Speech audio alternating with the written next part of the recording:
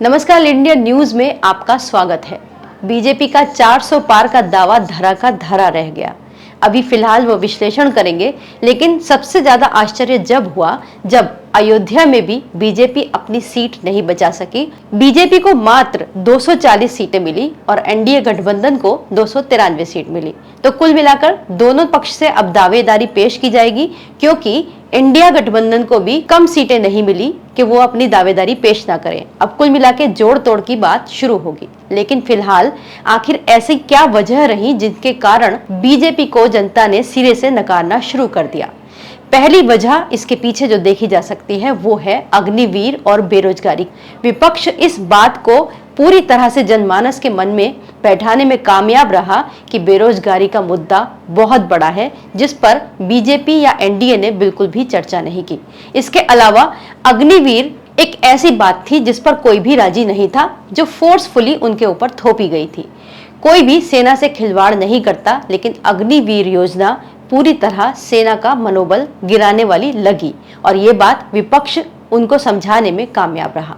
दूसरी जो सबसे बड़ी वजह रही, आपने राहुल गांधी के हाथ में एक किताब देखी होगी, लाल किताब, जो संविधान था, वो उसको लेकर जगह जगह घूमते रहे और ये बताने में कामयाब रहे कि अगर बीजेपी 400 पार चली गई तो वो संविधान बदल देगी, वो आरक्षण हटा देगी, वो दलितों और मुस्लिमों से आरक्षण को छीन लेगी। बस यही वजह रही कि ये नैरेटिव जनता के दिमाग में सेट रहा और फाइनली वोट बीजेपी से खिसक कर विपक्ष की ओर शिफ्ट हो गया। तीसरी एक और बड़ी वजह थी, वो थी सरकारी कर्मचारियों की नाराजगी, जिस पर खूब तानाशाही चली। जो अफसर बैठे थे उन्होंने खुद को भगवान मान लिया और कर्मचारियों की एक भी बात नहीं सुनी गई। कुल मिलाकर वन साइडेड एक्शन होते रहे। इस बीच में निजीकरण का मुद्दा खूब गरमाया, लेकिन आपने मीडिया में कहीं भी निजीकरण के खिलाफ हुई कई सरकारी डिपार्टमेंट्स की हड़तालों को नहीं देखा होगा। इन हड़तालों में जो कर्मचारी शामिल हुए उन्हें देश के दुश्मन की तरह ट्रीट किया गया, उनके ऊपर मुकदमे लादे गए, फाइनली उन्हें नौकरी से निकाल दिया गया और उनके कई सारे बेनिफिट्स रोक लिए गए। तो इससे कहीं ना कहीं सरकारी कर्मचारी बहुत निराश थे, जबकि उनकी मांगे बहुत सारी जायज भी थी। अगर उन पर बैठकर चर्चा होती तो शायद ऐसे परिणाम ना होते। चौथी सबसे बड़ी वजह जो रही वो ये रही कि विपक्ष इस बात को जनता के सामने ठीक तरह से पेश कर सका कि ये मुस्लिम विरोधी है। भाजपा के नेताओं के जो बयान थे वो भी इस ओर इशारा करते रहे। एक तरीके से माहौल इस तरह का क्रिएट हुआ कि जैसे बीजेपी मुस्लिम विरोधी है। हालांकि उन्होंने बहुत सारी योजनाएं चलाई जिनका लाभ हिंदू, मुस्लिम, सिख, ईसाई सभी धर्मों को मिला, लेकिन इस मामले में बीजेपी थोड़ा सा पीछे रह गई। वो इतनी स्मार्ट यहाँ पर नहीं निकल सकी कि इस बात को कन्वे कर सके। हो सकता है वो अपनी पशोपेश में फंसी रही हो कि हिंदुत्व का झंडा बुलंद करें या फिर मुस्लिम्स को भी पोषित करने की बात करें। पांचवा एक फैक्टर जो रहा वो सबसे बड़ा रहा मीडिया का रोल। मीडिया ने इस तरह से एक तरफा पक्ष लेना शुरू किया कि जहां भी आप प्रवक्ताओं को देखते होंगे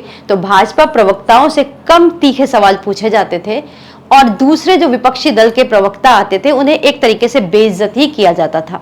तो कुल मिलाकर जनता को ये बात बिल्कुल पसंद नहीं आई और इस बात से भी बहुत फर्क पड़ा। इधर प्रधानमंत्री नरेंद्र मोदी पूरे 10 साल के कार्यकाल में उन्होंने मीडिया को बिल्कुल अछूत की तरह दूर रखा, लेकिन जब इलेक्शन आए और चुनाव प्रचार होने लगे तो उन्होंने बैक टू बैक 80 इंटरव्यू दिए, लेकिन एक भी इंटरव्यू काम का नहीं था, क्योंकि उनसे सवाल इस तरह के पूछे गए कि वो बड़े आराम से और सहजता से जवाब दे पाए। उसमें एक भी तीखा सवाल नहीं था, बेरोजगारी पर सवाल नहीं था, महंगाई पर सवाल नहीं था, लेकिन झेल तो इस बात को जनता ही रही थी। छठी जो सबसे बड़ी वजह रही वो रही गलत कैंडिडेट का चुनाव।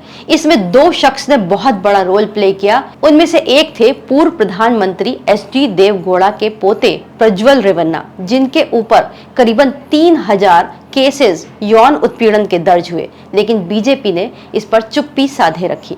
दूसरी तरफ पूर्व कुश्ती फेडरेशन के जो अध्यक्ष थे ब्रजभूषण शरण सिंह, उनके बेटे को टिकट देना भी भाजपा के खिलाफ कहीं ना कहीं काम किया। इन सब वजहों के अलावा एक और बात रही, वो थी कि इस वक्त बीजेपी के पास कोई भी फैक्चुअल मुद्दा नहीं बचा था, जैसे राम मंदिर, धारा 370।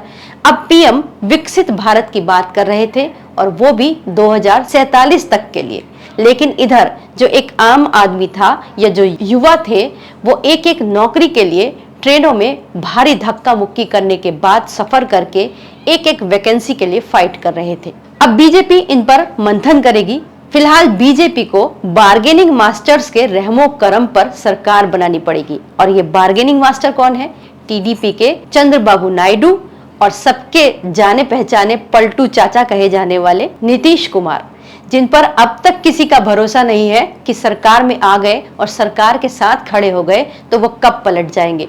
क्योंकि सोशल मीडिया पर इस वक्त वो भी ट्रेंड कर रहा है। नीतीश कुमार एनडीए में शामिल हुए थे तो उनके ऑफिस के बाहर पोस्टर लगे थे, नीतीश कुमार सबके हैं। तो कुल मिलाकर अब बीजेपी जिन दो क्षेत्रीय दलों के ऊपर निर्भर हो गई है, वो तगड़ी बार्गेनिंग करेंगे और इनके जो मुद्दे रहेंगे उसके आगे भाजपा को झुकना ही होगा।